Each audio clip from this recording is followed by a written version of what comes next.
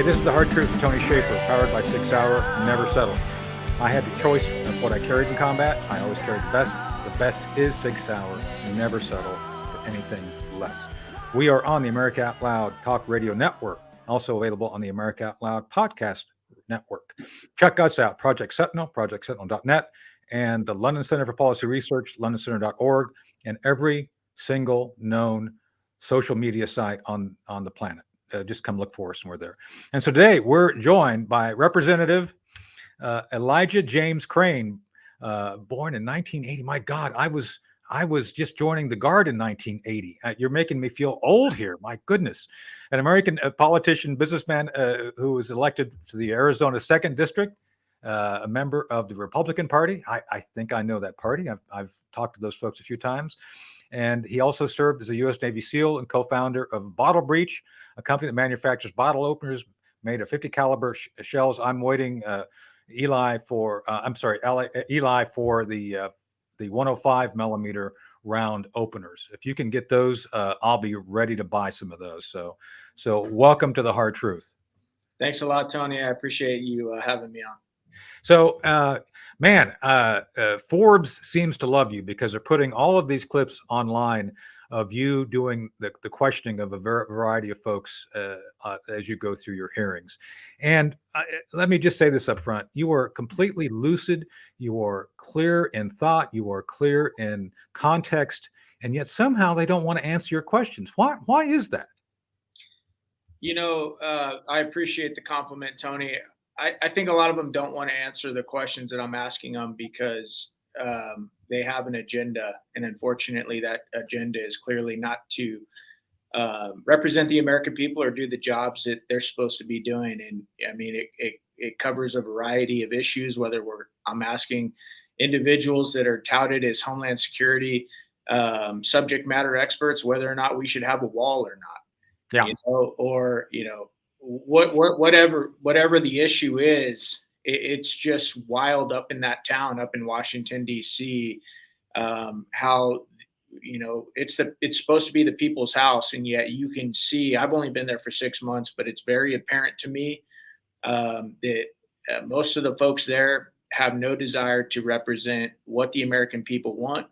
I think many of them disdain the American people. Oh, yeah. I think that they don't know anything. And I think the American people are, even though they don't sit here and follow politics all day long and, read every single news story, I think the American people know what's going on, and they know that they really no longer have a government that represents them. And so when I get the chance to, represent my constituents and question some of these people, whether it's Secretary Mayorkas or somebody else, I want to make sure that they hear from my constituents, because most of my constituents will never get the chance to have a conversation, with most of the people that I get to talk to.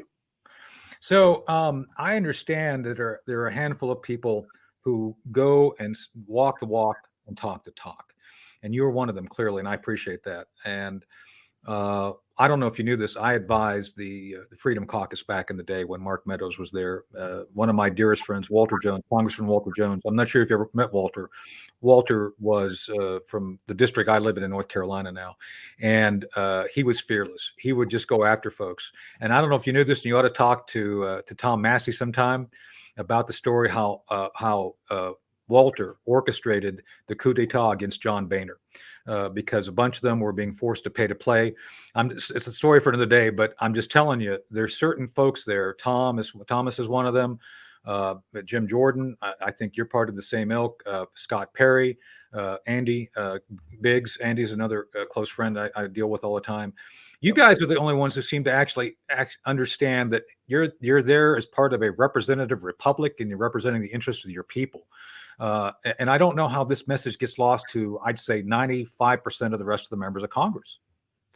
Yeah, Tony, it's something that it was a conception of mine going into it, but it's as I've been there, like I said, for 6 months, and I want to level set with you. And clearly, I'm a new guy up in Congress. I'm a freshman. There's thousands and thousands and thousands of things that I don't know, but what I have confirmed just by being up there is what many of us thought. and that is that the uniparty really does run Yeah. Washington Oh, yeah. D.C. in this country. And so, that's the frustrating thing, Tony. It's like clearly the other side of the aisle, the Democrats, have been heavily influenced and co-opted by radical ideologies like cultural Marxism, communism, socialism, and you see that in the policies and the agendas they push. But for me, Tony, I got to be honest with you, the most frustrating thing for me is watching my own party, people within my own party who seem way more focused on the continuation of the status quo than Right. actually fixing the problems. Right. And it breaks my heart, Tony, because it's like, it's like this isn't what we, those of us that served in the military, it's not what we fought for. Those of us that are parents, we know where this is going to head. We know that this can't continue forever, yet we Right. seem perfectly fine with just trying to continue it, push it forward, and hope that it doesn't collapse on our watch. Meanwhile, knowing that we have kids that are going to have to grow up here, go to school here, hopefully get jobs and raise families in this country. And if you watch trajectories for a long enough timeline, this thing isn't going to last. It's not going to last. And so it really breaks my heart, but it also pisses me off watching good people, especially on the Republican side of the aisle, who tend to kind of just turn a blind eye to the corruption and the foolishness and the stupidity and the gaslighting, quite frankly, on our own side. Right. And that's where I want to start and kind of circle back around, because I want to hit the elite capture issue you talked about with the FBI. Oh, the FBI didn't know what that was. What the hell? What have you all been doing? And then the fentanyl issue, all these things which are fundamentally undermining our society, which are linked to the Bidens. But let's start with Trump. And I'm going to say this because I have to. I was the National Security Advisor Trump 2020. As I say on and off air, they didn't listen. So the issue that I want to start with is the First Amendment. The ruling over the weekend, I think it was just yesterday, announced that the Biden administration has been prohibited from interacting with certain social media organizations. This came out of the Twitter files. But most importantly, to your point, the whole issue, Eli, is that the Trump administration put many of these mechanisms in place, DHS especially. They opened that door.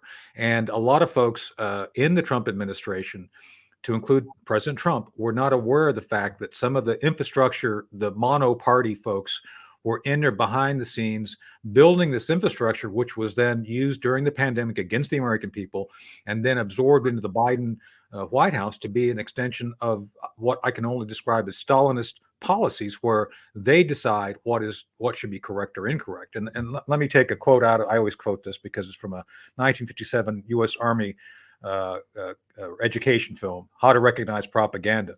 For a communist, a thing is only true if it advances a communist cause. So to me, the Marxism issue you're talking about is it's right there. You've talked about it, but it started because a lot of the Trump folks didn't actually want to do their job and prevent this sort of thing from coming in.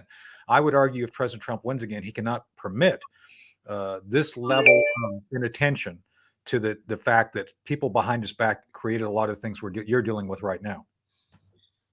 Yeah, well, I'd love to, hear some of the examples and some of the ideas, that you gave the former administration, and those that were not followed because, Tony, like I told you a second ago, I realize how many things I don't know, and I'm probably one of the few politicians, quote unquote, that will come on your show and tell you that.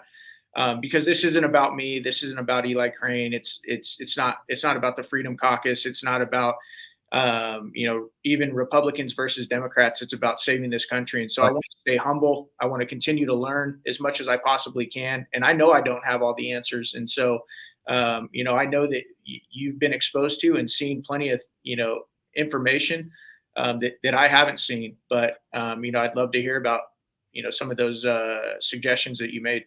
Well, I mean, you can't get more specific than saying these are the people who are going to commit the coup, and these are the organizations that will be used against the president. And I'm just saying, I mean, it was very specific. I was asked to do it. I'm a clandestine operative. My job is just to basically get out there. Unlike you, it's like I'm always learning. Yeah. I appreciate the fact, like us, in my field of military intelligence, of being an operative, we all go by first names no matter what our rank is. I've had the pleasure of being chewed out by Chairman of the Joint Chiefs, Joe Dunford, being yelled at. And I could always say, but Joe, It turned out I was right, by the way.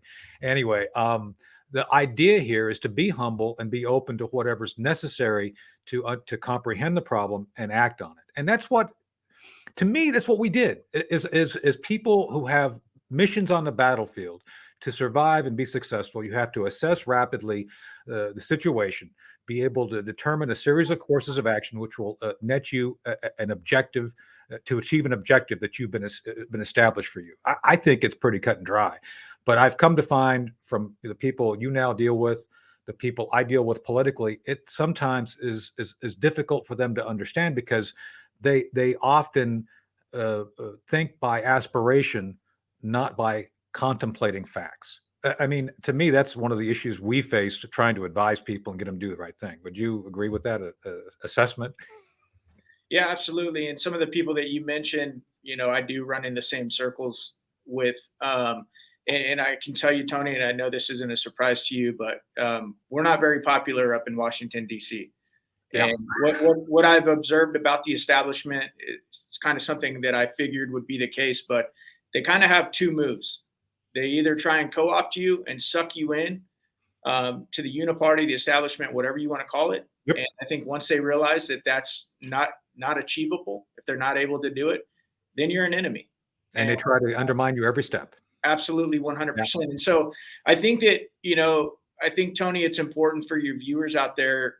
I tell people all the time, there's obviously a bunch of different tactics we can use to try and fix this mess. But one of the pieces of advice that I would give to those watching and listening to your show is this: try and elect candidates that have shown that they are willing to stand on principle. And here's the key, Tony, when they know it's going to cost them. Okay? Yes. Find people that have a history of doing that, because I'm telling you right now, if they don't have a history and a foundation and a background of doing that, they're not going to discover it when they get up to Washington, D.C. Nope. And they get invited to these parties, and they're, mingling with these highfalutin folks from not only the United States, but other places all around the world. And, it's, I think that's something that I hope your listeners pay attention to, because often what's going to happen, Tony, is within the next, couple months, they're going to start getting, bombarded with, commercials for the Senate candidates and the congressional candidates being run. And, they're going to paint these people that work in this field. They're going to paint a lot of these establishment candidates who are handpicked because the establishment knows they'll play ball, and you're going to see video and B-roll, of them pushing their kids on the swing, and and they're just going to look like beautiful people, and often many of them are good people, Tony. But the bottom line is they're not going to go in there and try and disrupt. They're going to go in there knowing that basically their seat was bought and paid for, and if they don't do what they're told, they're gonna get canned. And so not only do you need that, that's what I mean when I say people that have a history of doing the right thing when they believe it will cost them. And most of the people that you mentioned that, are within the group that I run around with, I think most of them know that they are targeted. All of us know that we're in the minority, and all of us know that there's a good chance that we will be going home, or we could be going home, just because we're fighting a behemoth, and that is the uniparty, Republicans and Democrats up in Washington, D.C. I on that point, one of my definitions of integrity is doing the right thing when nobody's looking, and I've often done that. So one of the things I learned as a 03 captain, you guys go by lieutenants and ensigns and all that. When I was a captain, I was actually became the chief of Army's Global Clandestine Human Intelligence Program, a whole different story. But my point is, during that time, I was kind of thrown into these special projects, black operations. I kept watching colonels above me, the 06s, and I noticed that people on their last tour, we called them iron colonels because they were just, they didn't care. They're going to retire. And inevitably, they would always do the right thing. And it was always on their terminal assignment. So I watched these guys, and I learned a lot about how to have integrity by the fact, well, for better or for worse, they learned their integrity at the 06 level, but okay, they got it. And they were unstoppable. They would just inevitably do the right thing. And I thought to myself, why should I wait until I become an 06 if I do, which I didn't do it because I decided to go a different way. I would always act as if that tour I'm in was my terminal tour. I would always say, this is my last tour, no matter what, and I'm just going to do the right thing. And obviously, it got me in trouble. I had to testify, become a whistleblower, but I don't regret it. But that's the point. I actually, I'd like to believe I gave up going for senior executive service. I retired as a GS-14, and I retired as lieutenant colonel because I wasn't going to be a corporate guy. I actually got called in one time by a senior executive and told, Tony, you're not a good bureaucrat. I know. So, wow, I took that news badly, and I decided I'm going to be even a worse bureaucrat, and it is what it is. But to your point, that I think you need people who have the courage of their convictions to act upon them, not simply to have them, but act upon them. And I think that's what you're saying. You need to actively seek people and elect them who are going to act on their convictions, especially those convictions which will preserve the republic. Yeah, and Tony, I've noticed this. I've noticed this as I've come in. I think a lot of people kind of choose the track and they say, well, I can't really make a difference unless I climb the ranks a little bit, get a little seniority, maybe get on this certain committee. And then, if I really want to make a difference, not only do I need to get on that committee, but I need to become a subcommittee chair or a chairman of that committee. And so what these folks end up doing who take this track is they end up playing ball for 6, 8, 10 Right. years and basically becoming yes men. And, the Republican Party or the Democrat Party becomes their new chain of command. And so they have to do what they're told if they want to, climb the ranks. Right. And the sad thing is, Tony, is that we get good at anything that we practice. And a lot of these folks, once they get to those cushy seats that they wanted, that they've held on a pedestal for so long, they're not willing to let them go once they get there. And you can be stripped of a chairmanship. You can't be stripped of your committee assignments. Right. And so, it's kind of heartbreaking to watch. I think it's, kind of foolish. And I know many of them would look at the way that I've chosen my path as foolish. Many people look at me and they think, oh, he just wants to be a rebel up here. He just wants to disrupt. He's not a team player. And, my response to that is I absolutely want to disrupt because this system is not working for the American people. And you look at where we're at, from our national debt, where our border is to where our Department of Justice is.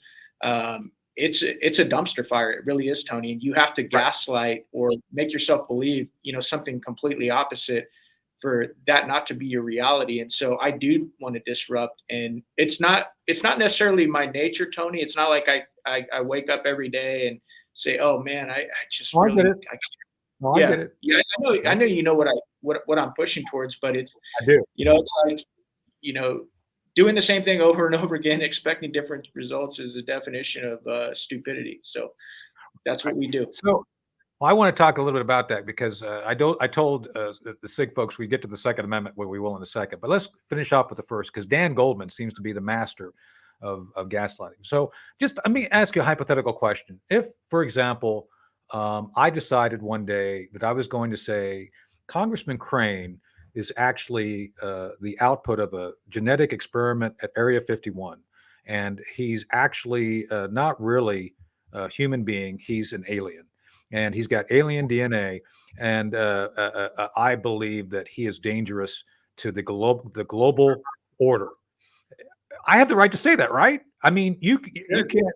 So you can't go to Twitter and say, "Hey, that Shaffer guy. I mean, he's like crazy. He's like cuckoo crazy. I mean, it's like he's really over the top." You can't do that as a member of Congress or the member of the government. Is that correct? I mean, just for the audience to understand, I am not making an accusation against the congressman for being an alien, but I'm simply trying to create an example where you can't help but say, "Hey, dude, that's crazy," but he has the right to say it. So, Yeah, and I think Tony, many people would probably agree with that claim you just made. But I think you're driving at something important, and that is this: that the most important time, really the only important time to support the First Amendment is when you disagree with somebody. exactly. Right? You just love to hear these people who will tout our First Amendment rights, and then the moment they disagree with somebody or an agenda or a narrative is pushing back on what they want to see happen, they want to suppress it and stomp it out, and it just doesn't jive. And one of these hearings that I listened to recently, going to the first to the second, and they're linked, is Dan Goldman. Man, so during this hearing, you outlined accurately the border issue, the insecurity at the border, threats coming across the border. We could do a whole program on that. As a matter of fact, if you'd like to, we could go through and give you a full platform with intelligent question and answer discussion on it. We could do that. I'd love to, because this is something near and dear to my heart. But we don't have that time today. So let's summarize it by this. Goldman, during his pushback on you, trying to say that white supremacy is the largest pervasive threat, actually, during his statement countering you, commingled, basically accused you of gaslighting, even though he was gaslighting, actually commingled 650 mass shootings with white supremacy, with the idea that somehow guns in the hands of white individuals are the largest and most dangerous threat to the American people. All of this in like a 3-minute commentary. I mean, I sat here as I was doing show prep to talk to you today.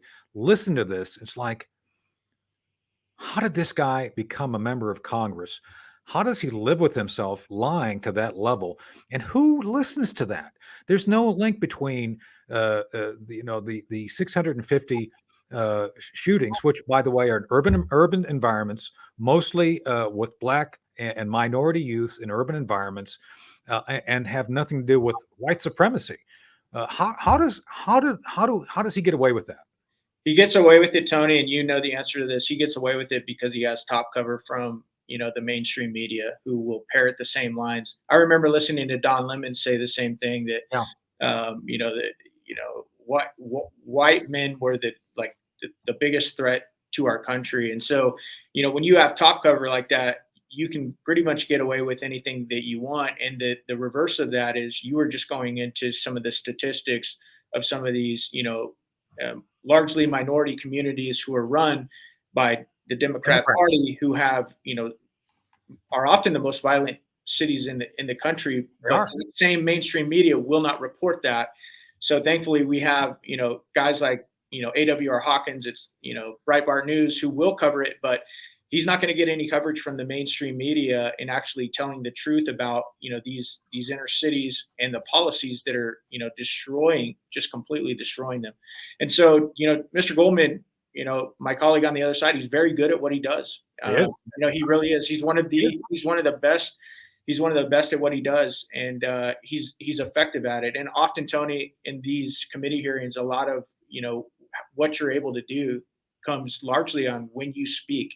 If he speaks after me, then he can kind of try and dissect what I said, and if I speak after him, I can kind of try and dissect what he said. The bottom line is, I pose to my colleagues on the other side, who, in Homeland Security, if I'm not talking about our Second Amendment, or how firearms are flowing from America down to South America, and that's really the muscle that they use to commit all these crimes, and to for the strong arm of the cartel. Or if I'm not talking about white supremacy, then I'm completely missing the boat. And it's just sad. And I told him, Tony, I was like, look, there's nobody on this side of the aisle that thinks that white supremacy is a good thing. As a matter of fact, No, you're very clear. We all think it's disgusting. Okay, so can we put that to bed already and actually talk about some of the real issues? The fact that we have an open border, the fact that fentanyl has already killed over 70,000 Americans. That's made, the ingredients are sent from China. It's made in Mexico, then sent over our porous southern border. Can we talk about some of this child sex trafficking? Can we talk about the MS-13 gang members, and all the people that they've killed in the United States of America? Yep. Can we talk about any of this stuff, guys? Because these crimes, they don't target Republicans, Tony, as you know. They don't target Democrats. They don't target independents. They don't target white people. They don't target Black people. Everybody's affected by this stuff. And it's just sad, Tony, because it's like, this is outside of protecting the Americans, and their unalienable God-given rights, the government's job is, outside of that primary responsibility, is to actually protect them. And we're not doing it. Right. And it's so obvious that why we can't do it, because we can't even have a real conversation about what the root causes are, and real solutions to it. And so until I think until we see enough pain, Tony, honestly, I don't think these people are going to wake up. And I hate to say that, but I don't see, I don't see any way around that. Well, Eli, it's been great having you. I can't believe it's been 25 minutes already. Wow. I mean, by the way, a quick personal note. I actually had to testify in front of the Senate, in front of a guy who did a eulogy for a grand cyclops of the KKK, a guy named Joe Biden. I think you may have heard of him. Yep. So just saying. So I think the other side has some things they need to consider as they start kind of trotting out certain nonsensical statements. And again, I'm with you. Look, white supremacy, all that whole thing is unacceptable. And I'm like you. I came through the military. We were all green. You were blue or gold, depending on what SEAL team you're on. And you guys did the right thing. And so I always tell people my favorite general is Bob Harding. I love Bob. It happened to be a black general. Didn't matter. We were all able to do these things effectively we were assigned to do. And that's what I measured others by. How well can you accomplish your mission? And by all measures, you, sir, are doing an amazing job of going after and trying to set up achievable objectives and carrying out a strategy that actually will have a favorable effect. So, Eli, thank you for being here today on The Hard Truth.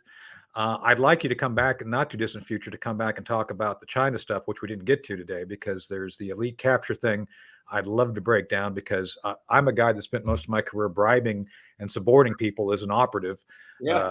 And I think we'd have some interesting conversations based on what I know you see going on with the Biden White House, and obviously just breaking down the China threat, because a lot of people seem to be kind of explaining it away as all normal, and it's like it's not normal. So, well, thank you, sir, for being here today. Thank you, Tony. Appreciate it.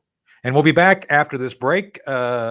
Be sure and stand by, and we'll be back with more of The Hard Truth in a moment. Hey, this is The Hard Truth, Tony Shaffer, part 2, powered still by Sig Sauer. Never settle. I had a choice of what I carried in combat. I always carried the best. The best is Sig Sauer. Never settle. We are on the America Out Loud Talk Radio Network and the podcast network.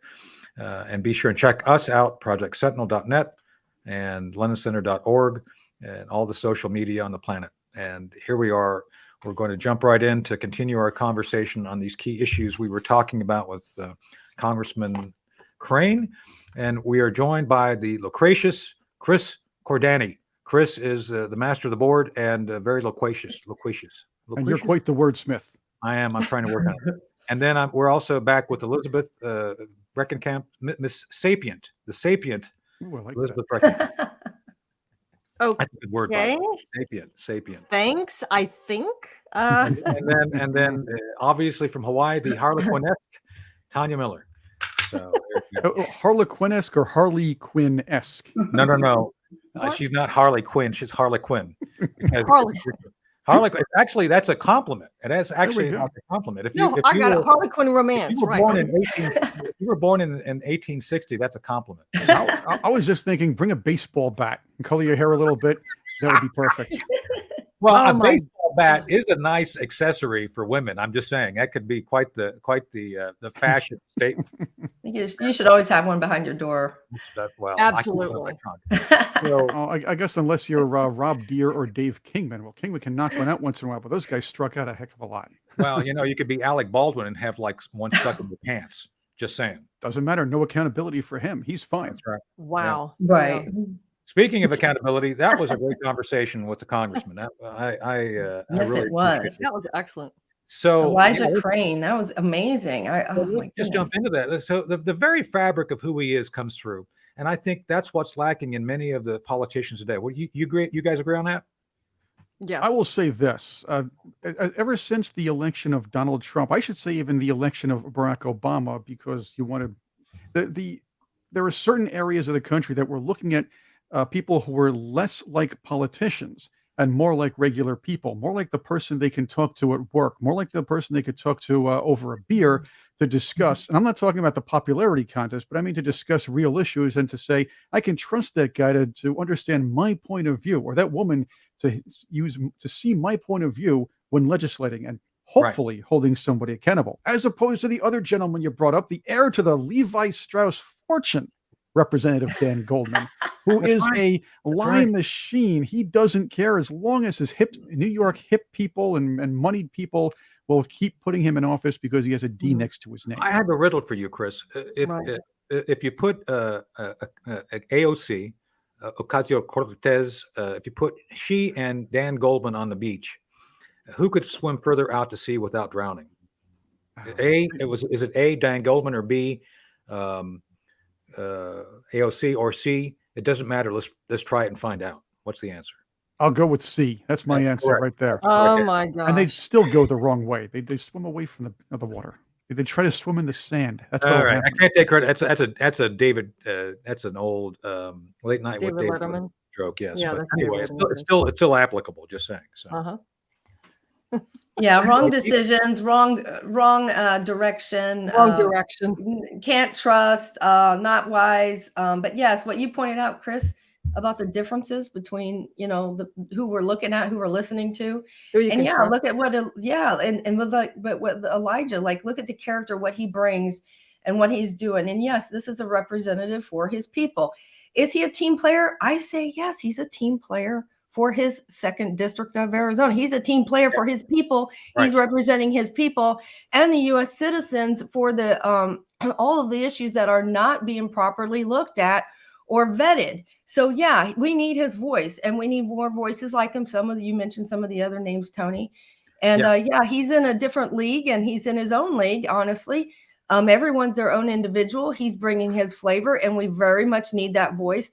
He knows, like he said, that he's up against what he's up against, just like we have been, and anybody else that's independent has a separate voice from any wokeism or radicalized whatever type of views it's being pushed, like in Congress. And it's like, yeah, we have bigger fish to fry. We have actual issues to address.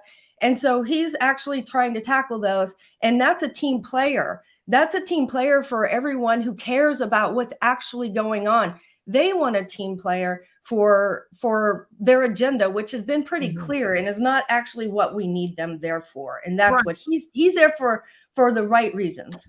Well, I think he's correct. And one of the things you may remember, Tony, he said is they talk about how people get in there and then they figure out they have to kind of comply to get along. It's like, then someday you're going to be in a position of power. You'll be a committee person, but until then, you got to sit down and shut up.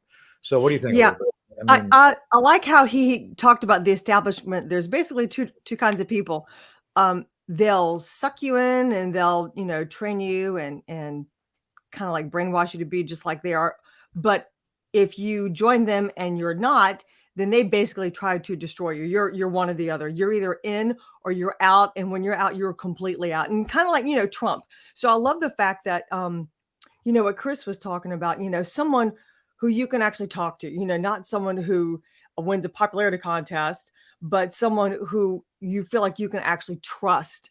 And the fact that Trump did so well, I think is because he's not a politician. He wouldn't play the games, and he's a businessman. And I love how he kind of approached running the country the same way he would run a business. Right. And he did so many things that just made sense. So yes and no. Let's break that down a little bit. So yes, he did approach it that way. But by the fact that I know he didn't make everything right, but businessmen often hire someone and delegate responsibility.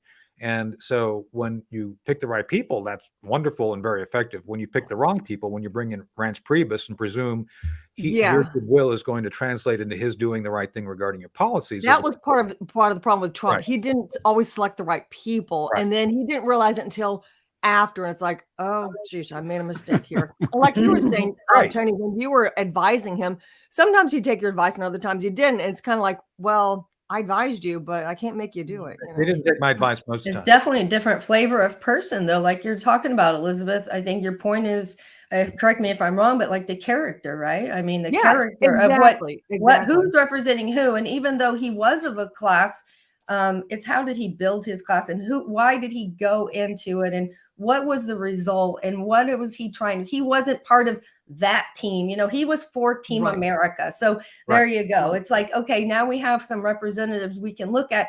These are the people that stand out because they're not in the group. What is it? Hive? I'm not sure. The hive mind. Liberal hive mind, which is or the Republican. Yeah, either side. And so this is why those people stand out for sure, and we value that. Well, that's the thing. I'm sorry, Chris. Go ahead. Oh, we used to call it the preppies table, the cool kids Yeah. table. Oh, the cool kids table. ones with I never got to sit at Or the that rich table. all the kids. doctors and Okay. lawyers kids. There we go. Let's talk about that for a second, because in my high school, I went to high school in Lisbon, which was, granted, the whole school was 200 people. My class was like 18, so it's a microcosm. But we had the kind of cool kids, the up and the Snooty? stuck up girls who knew everything, and it was like, just saying, they were the preppies, and then we were the jocks. We were just kind of like, yeah, let's go. I can see that. Let's go blow up the bathroom and see what happens. See if they Oh catch my it.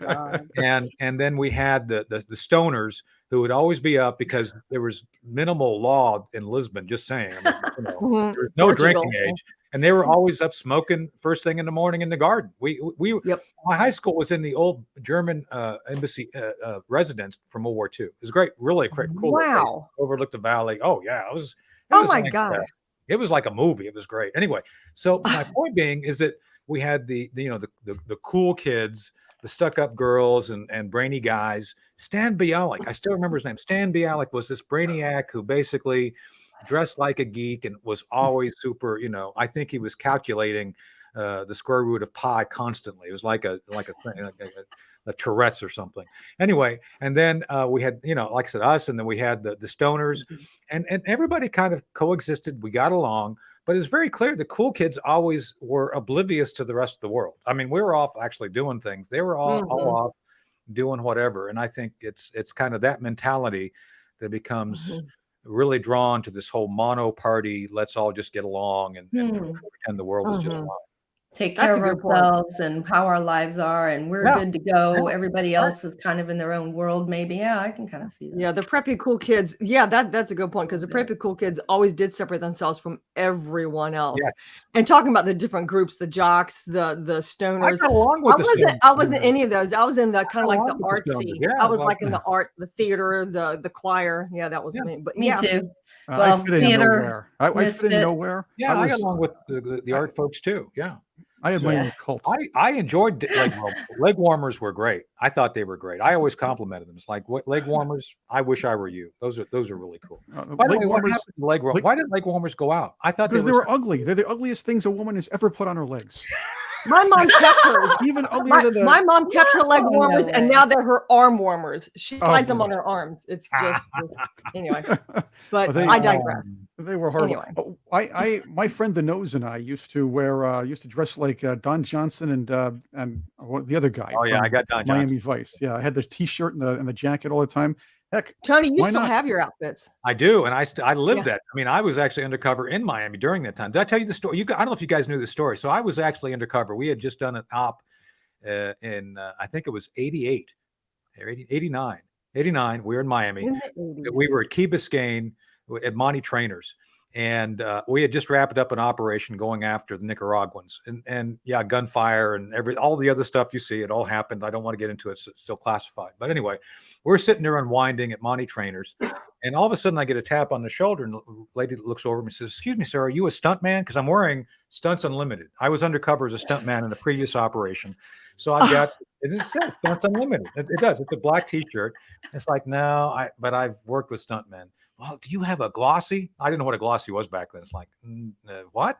Well, we're doing a project that you'd be perfect for. Would you consider coming down and doing some Polaroids for us? Because we think you've got the right look.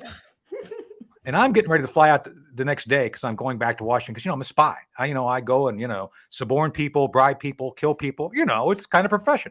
So I got to go back and do that. And so I'm sitting there in Monty Trainers, and it's like I'm trying to be polite. So, well, sure. What would that entail? It's like, let me get you my card. She goes back to her girlfriend, gets her card, and says, I'm out of cards, but here's my information on the back of my boss's card. She hands it to me. It's Miami Vice Casting. Oh, how cool. That would have been cool. I'm sitting there with, my other wow. operative friends, and they look at me as like, this could only happen to you, Shaffer.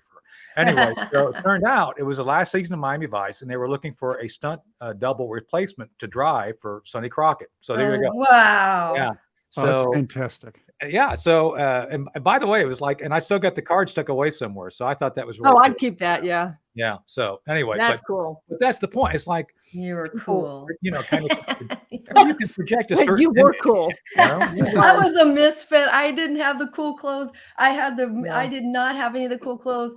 And so therefore that's why I am the way I am, because my school experience was so crazy. But yeah, Mhm. underdog. I'm from the misfits, the underdog, the Yep. outcast, whatever. I care about people's feelings and stuff because of how I was treated and all that Yeah. stuff. And I understand the tables and the different cliques and stuff. So yeah, I kind of have a different perspective, and we all come in with our different perspectives.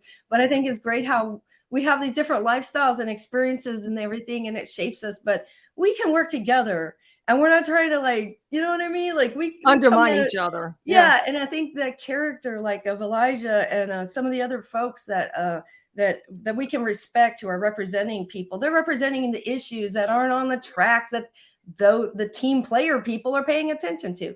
They're on the track of the misfits, and what the misfits are pointing out. The misfits of politics are bringing to light all the real issues. Exactly. Right. And it's like, we're really just regular people. We've been out here caring and living in the real world.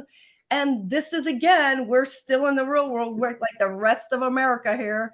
And yeah, I don't It's know. like I that. guess I It's like out respect of it. what movie is that, Chris? Where they have the Island of Misfit Toys. Oh, that was Yeah, what was that? that's Rudolph the Rudolph Red-Nosed Reindeer. Yeah. Rudolph the Red-Nosed Reindeer. That's Yeah, right. there you go. Yep. Exactly. Yep. Tony, let's Yep. get your takes on a few things, Tony. All This righty. is time for Tony's takes. Brought to you by Okay. Sig Sauer. Actually, I should say powered by Sig Sauer. Powered That by- sounds so much better. Never settle. Yeah. settle. There we Never go. Never All right, settle. Tony. All right. Very interesting week or so. So we'll Yes. we'll get involved in this. A federal judge in Louisiana has forbidden the Biden administration and government agencies from contacting social media to control, I should say, censor content. I'm pretty sure a fight's coming from the left and the government on this one. What's your take? So I think it's probably a good first step, but the big thing I think is that you must understand that this is simply an injunction. This is not a permanent fix. I mean, as I was mentioning to the congressman, be it true or not, if he is an alien, if he is the byproduct of an experiment gone wrong, maybe that's why he's such a misfit. Maybe that's what, the idea is I should have the right to say that, be true or false. And I think he understands that. If I want to basically claim the truth about the Hunter Biden hard drive, which obviously you guys know I was prevented from speaking, even though I had direct access to one of the hard drive copies, that's not appropriate. And this is a good first step. But the question becomes, what will be the penalties for violating it? Because Chris, they're going to violate this. They're not going to abide. Well, they're going to find another way around it. Just like what Harvard said. Harvard said after the Supreme Court struck down their racist college admissions practices, they said, we're going to do it anyway. There's still a loophole in the decision. Right. We're just going to keep doing it. So I don't They know. said it publicly too. Yeah. That's nice. Yes. Well, So- sorry, I didn't know No, if go you're ahead. done. No, your turn. Go ahead. I was just going to say, it seems like, I don't know the devil's in the details of this. And I'm sure there's lots of devils in the details here. We know, like Chris said, they're going to do what they can do to get around it. And like Tony said, it's not done yet. So it's like, oh my God, I don't really know what's happening. None of us really do with this. But the whole thing is, they're saying their story, their narrative, the wise for them is that they need to go against misinformation and to help save everyone from misinformation. It's like, actually, okay, I can understand that. And that's why people are like, yeah, we can't have dangerous misinformation coming out there. However, they're not realizing that they may be getting fed nothing but propaganda and misleading information that they won't become aware of until 3 years later. Can we just talk about examples? 1 year later, 2 years later, 3 years later, it's literally pouring out, and it's fact-based, following the science by professionals. There is no consensus. Certain issues like that, those types of things that they want to manage, they dictate as misinformation or disinformation. It's like, no, you need to be able to be checked. That's what this fight is about. And we have a dialogue.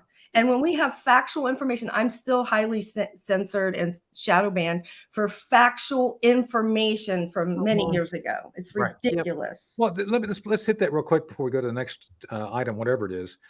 the fact that we have a government which engaged in this so-called misinformation removal, basically created conditions for lies, falsehoods to become policy, people to act on that policy, to be inoculated, sometimes take 3 and 4 boosters, and to basically create health conditions now they'll be suffering for the rest of their lives.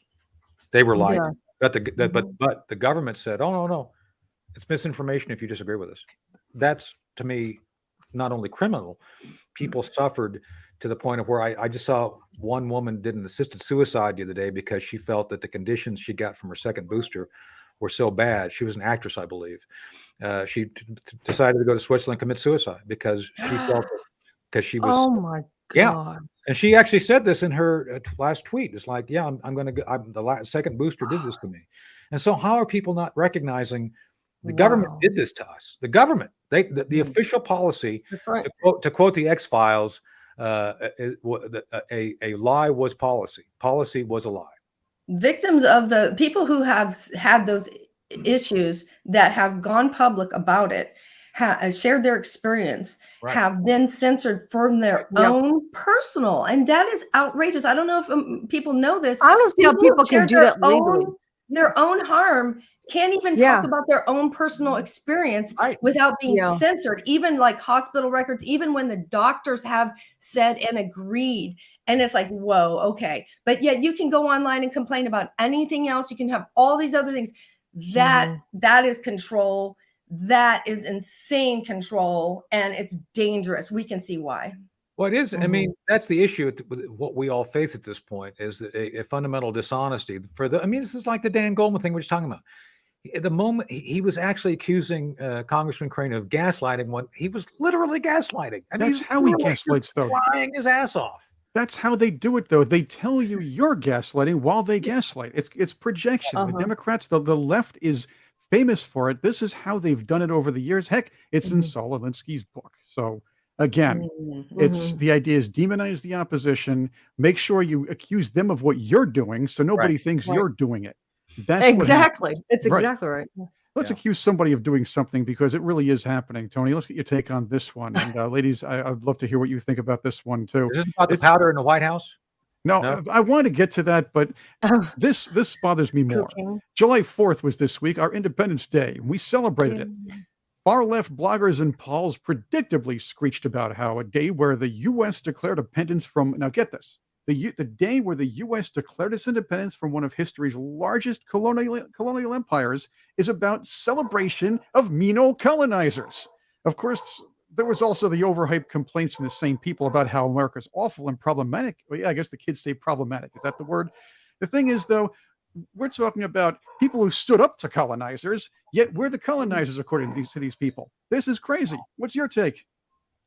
So, I mean, I don't think I could even say anything crazy enough to compete with that. I mean, that's just like you're showing off the shackles of being a colonial prison. You know, like you are a colony of colonizers, and you're basically revolting against them, and yet you're the colonizer. I mean, this is literally Antifa logic. I mean, it's like what?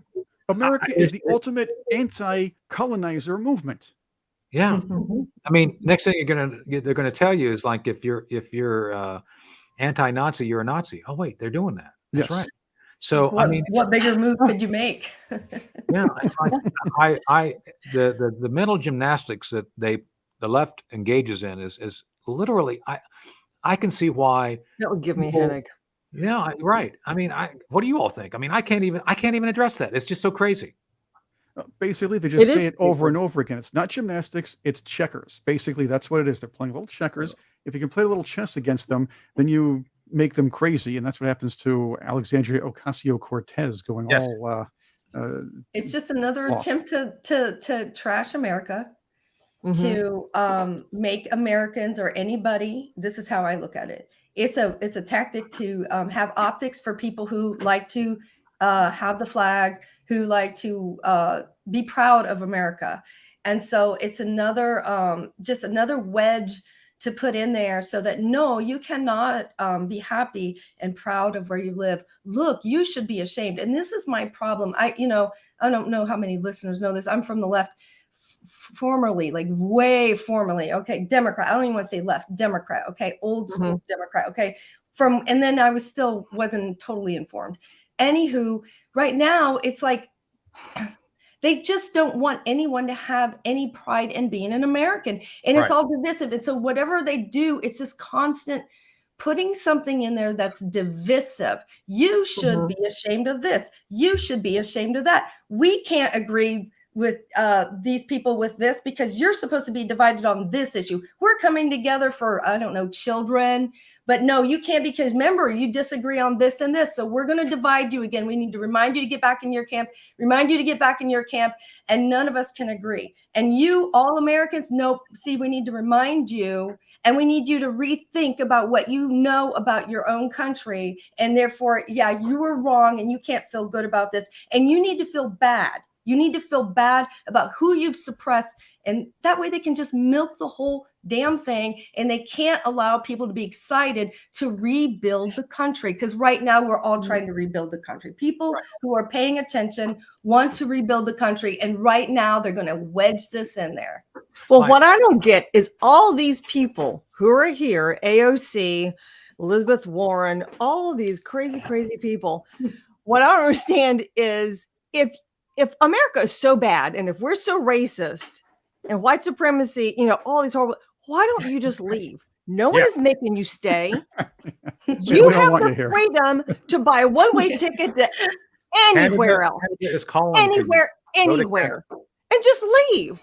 Go. If you love Cuba, communism so much, go move to Venezuela or anywhere where they have communism. Move. Nobody's making you stay. The fact that they stay tells you that they know they got the best of both worlds. They don't want to leave because they know what they want actually doesn't work for them. It only works for the people they want to control. Exactly. It's like nobody's making you stay. Leave. But my friend Jerry they stay for the Ben and Jerry's. That's what Bob said. And we're so bad that people keep coming in through crossing the border. We're that bad. We're that, whatever. So my late friend Jerry Doyle, actor and talk show guy. Chris, you remember Jerry, right? Absolutely. So Jerry and I were close friends. Jerry used to always open his radio show with the latest nonsense from the left, talking about how it's all for the children. It's all for the children. Oh yeah. Nancy Pelosi always, it's all about, we're just trying to help the children. Yeah, my illegal stock trades, I'm still trying to help the children. It's all about the children. All those needles on San Francisco streets, they're for the children. That's right. All the defecation in the streets, it's all for the children. Really. Right. But what, to pick up and play with? I mean, come on. This is ridiculous. Okay. Oh, yeah. Mommy, it's a toy. Can't even walk your children through her city. Oh, God. You can't walk your children through her city. No. Quickly, you mentioned this, Tony. So we have about a minute or two left for this one. Cocaine found in the White House. Interesting, as the great Artie Johnson would say. Actually, very interesting. Dude. I remember Artie Johnson. The snozberries taste like snozberries. Cocaine in the White House. Where was it found in the White House? The Secret Service found a white powdery substance. It was white and powdery, not white and sticky. Just saying, if there was something found there like that, that could be hunters. It would be hunters. Oh, let's not go there. It would be hunters. So, well, look, who knows what Hunter does there? Apparently, there's a rumor that Hunter is now the first felon is now actually residing at the White House. What better place to reside, really? So, I don't know. I mean, to me, just saying, if it's white and it's a powder and it's cocaine, I'm pretty sure Jill Biden didn't bring it in. Just saying. I don't think it was Jill. Do you all think it was Jill? I don't. Well, if it's medical cocaine, it could be because she's a doctor. Medical grade cocaine. Medical grade. Well, wasn't it a deal? Wasn't the deal the sweetheart deal that he was to avoid drugs? And I'm saying he blew the deal. Potentially, literally, and test him. I said he blew the deal already. Test him. That's my response. Yeah. I don't know. We could test him, but I think. Did you mean that to be a pun? Yes, I did. Chris, one of my best. No. What's next? Very good.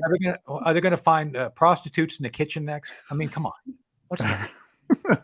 That was a couple of. That Who's was maybe a few. prostitute is that in the kitchen? Huh? Prostitutes You're in the probably Well, thinking there the could be 90s, but nighttime yeah. tours. Who knows Yeah. what's going on? Yeah, who knows? But I think we need to keep an eye. We need to keep an eye. Oh my, as Sulu says, as George Takai says, oh my. Oh my. So, oh my. Oh my. No, my friend Larry O'Connor actually likes him a lot. They actually had him in the studio, WIAMA, but I digress. That's a story for another day. Let's talk about George Takai. Oh my, another day. So, Mhm. all right. So, that's a wrap, right, Chris? We're done. This is it. I believe so. It's like deja vu all over again that we've finished the show. So It goes too quickly. it goes too quickly. It was always another does. really fun hour. I swear to goodness, it was a lot of fun. Anyway, so thank you all for joining us this week again on The Hard Truth. We've been joined by Chris, Tanya, and Elizabeth, and of course our new friend, Congressman Eli Crane, who was gracious with his time, and I think we're going to have him back and talk about a lot more stuff. So again, always a shout out to Cherie Curry, who does our bumper and theme music. God bless you, Cherie. She's out, I think she was out in Boston, like knocking it out up there just recently. And so hopefully we'll have her on the show sometime soon as well. So anyway, join us again next week for The Hard Truth, and we'll see you then. I woke up in a derelict delirium to a stranger's kiss and a broken opinion.